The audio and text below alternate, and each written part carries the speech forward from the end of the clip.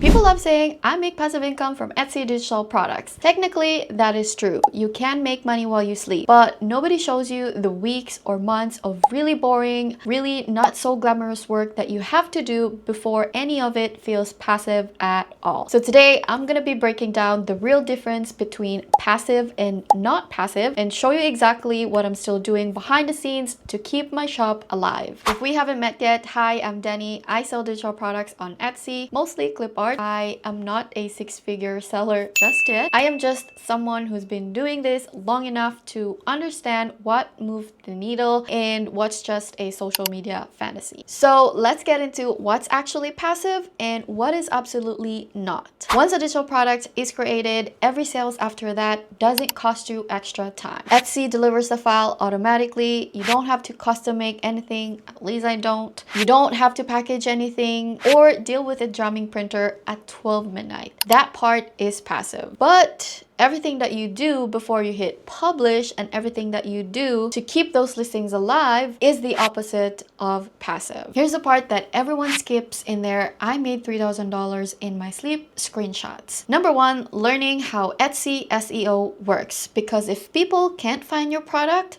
they can't buy it. SEO sounds complicated, but it's really just about understanding what buyers are already searching for. Before I make anything, I spend a few minutes checking my third-party research tool, looking at trending keywords and seeing which phrases keep showing up. If the same ideas appear again and again, that's usually a sign buyers actually want that product. This step alone saves me hours of guessing. Number two, understanding niches, because if you're selling to everyone, then you're selling to no one. Niches actually help you stand out. A niche doesn't have to be complicated. It can be a style, a vibe, a theme, or even a very specific audience. For example, junk journals, floral clip art, seamless patterns, templates, all of these are niches. When your shop is consistent, buyers know what to expect and who your products are for. And trust me, that clarity builds trust faster than you think. Number three, making thumbnails people understand in 1 second, because buyers scroll fast and clarity wins attention. When people scroll, they don't read, they just glance. Your thumbnail has to communicate in 1 second what your product is and why they should click. I always check my thumbnails by zooming out until they're tiny. If I can still understand them, it's good. If not, I simplify it. Number four, writing descriptions, because your listing needs to answer questions before customers ask them. A good description can reduce refunds, confusion, and messages. Buyers want to know what they're getting, what's included, and how to use it. I break mine into simple sections: what it is, what's included,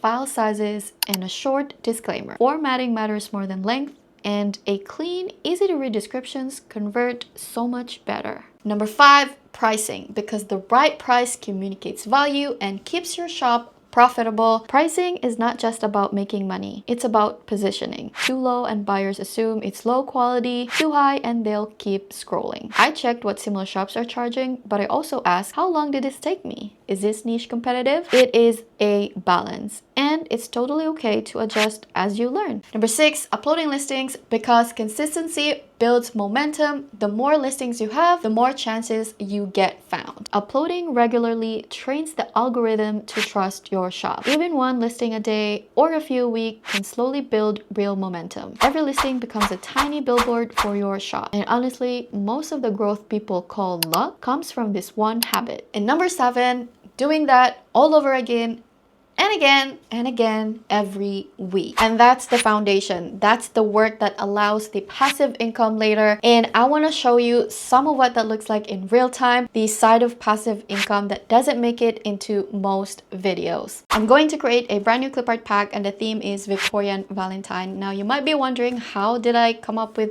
Victorian Valentine? Well, the first thing I'm thinking about when creating a new product is check what is currently selling or about to go popular on Etsy. I don't just make random designs and hope that they work. I always try to understand what buyers are already searching for. And the way that I do that is I use a third-party market research tool. Now, you don't have to use one. I know some people don't believe in it, but I use one because I can see the benefits. It makes this step a lot easier and faster to do. And to create my clip art pack, I'm going to use Kiddo. It is the best, especially when it comes to creating a themed or cohesive or consistent looking clip art pack. Personally, whenever I want to create a themed clip art pack, I always make sure that it looks cohesive because that's what makes the clip art feel premium. You don't want to make every illustration look different because then buyers won't actually know how to use them together. I'm going to show you how to do that later in Kiddo, but for now, let's create our base design. For this Victorian Valentine themed clip art, I am going to create 5 pieces of clip art that features a couple doing romantic activities. So to do that, I am going to click Generate with AI, click this bar, and paste my pre-made prompt, which you guys can have in the description so you can play around with it. So I'm just gonna click Generate. Okay, so let's see if that looks good. Now I am going to upscale and remove the background inside Kiddo. So upscale it, then remove background. And there we go. This is our base image and will be leading the whole pack. And here's one of the features I love about Kiddo. It's called Kiddo Flows. Instead of me trying to recreate this exact characters from scratch 4 times, Flows lets me take this exact image and create variations. And how to do that is by clicking standard, clicking smartboard, another board will pop up, and you just need to add your prompt here. So let's say I want the couple, have the couple exchange love letters. And it is going to have this original image do a different activity in this variation. There we go. And if you look at it, it looks the same. The dress, the style, this is why it's the best to use Kiddo for character consistency. So I'm just going to create the rest of the pack and show you what it looks like after. And here's our finished clip art pack. The same characters, the same styles, the same vibe, just doing different things.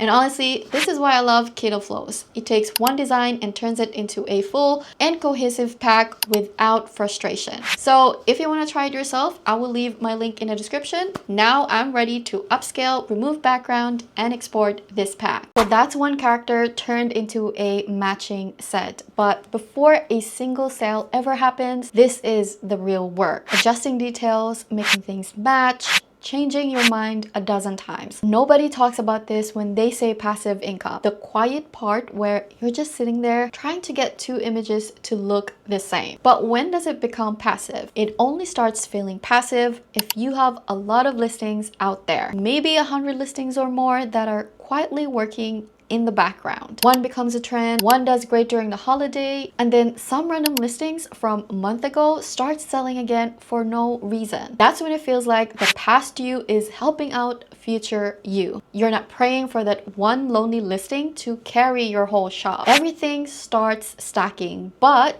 you only get there because of months of small sessions like the one you just watched, not because you just posted once and prayed. Now let's quickly bust a couple of myths together. Myth number 1. One viral listing will change your life. To one extent, cause it does give your shop a boost, but it will not build business. Myth number 2. Good design equals automatic sales. Nope, because Etsy is a search engine. Therefore, no matter how good your design is, if it's invisible, you're not gonna make any sales. Myth number 3, you can set it and forget it. Kind of, sort of, but you still need to be aware of when the market shifts or when the buyer's taste changes. And ignoring your shop is the fastest way to kill it. If you're fine with designing, experimenting, and learning as you go, I think Etsy digital products can absolutely become a very cool semi-passive income stream. Just don't let the screenshots convince you that there is no messy middle. If you want more honest breakdowns like this about Etsy and digital products, please give this video a thumbs up and subscribe if you haven't already. And if you want to try Kiddo, I'm gonna leave my link in the description. And thank you so much for watching. I will see you in my next one.